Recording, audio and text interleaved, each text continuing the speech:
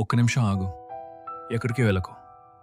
ముందు ఈ మాటలు నీ గుండె లోపలికి వెళ్ళేలా విను. ఒకవేళ ఇవి వింటుంటే నీ కళ్ళల్లో నీళ్లు తిరిగితే అది నిజం. అమ్మా నాన్న, మీరు నా చదువు కోసం, నా భవిష్యత్తు కోసం పంపడిన కష్టం నాకు తెలుసు. కానీ నేను మీ నమ్మకాన్ని నిలబెట్టలేకపోయాను. మీ పరువు తీశాను. నన్ను క్షమించండి అని తన డైరీలో ఒక చిన్న పేజీ రాసి ఆ గదిలో ఫ్యాన్కు వేలాడుతున్న ఆ ఆడపిల్ల నిర్జీవమైన శరీరాన్ని ఒక్కసారి కళ్ళారా ఊహించుకో. ఆ బిడ్డను 9 నెలలు తన కడుపులో మోసి ప్రతి క్షణం తనే ఏడుస్తూ తన బిడ్డను నవ్వుల పాలవ్వకుండా పెంచిన ఆ తల్లి గుండె ముక్కలై రక్తం కారుతుంటే ఎలా ఉంటుంది? తన కూతుర్ని ఒక మహారాణిలా చూడాలని కష్టపడి సంపాదించిన ప్రతి రూపాయిని తన చదువు కోసం దారపోసిన ఆ నిస్సహాయుడైన తండ్రి ఆ శవం ముందు నిలబడి ఎంతలా విలపించి రోదిస్తాడో ఎప్పుడైనా ఆలోచించావా?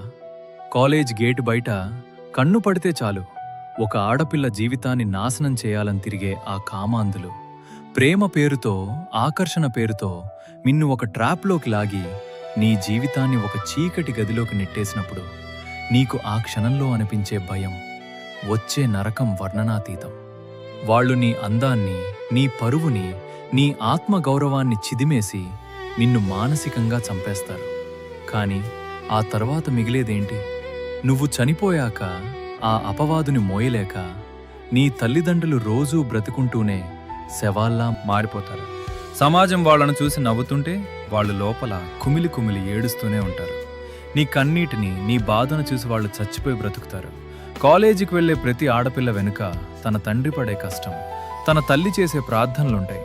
వాటిని ఆ రోడ్డు మీద తిరిగే ఆకతాయిల కోసం, వాళ్ళు వేసే చిల్లర మాటల కోసం, క్షణికమైన ఆకర్షణ కోసం బలిస్తారా? వద్దు, దయచేసి వద్దు. మీ ఆత్మగౌరవాన్ని ఎవరి కాళ్ళ దగ్గర పెట్టకండి. మీరు పడిపోతే నవ్వే లోకమిది. మీరు ఏడిస్తే చూసి ఆనందించే మనుషులు వీరు.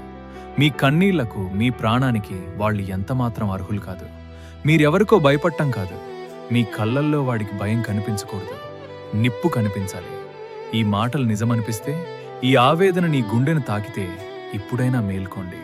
మీ మనసులో ఈ బాధను అర్థం చేసుకుంటే సమాజంలో ఎలాంటి మార్పు రావాలని కోరుకుంటున్నారో మీ అభిప్రాయాన్ని నిర్భయంగా కామెంట్లో చెప్పండి.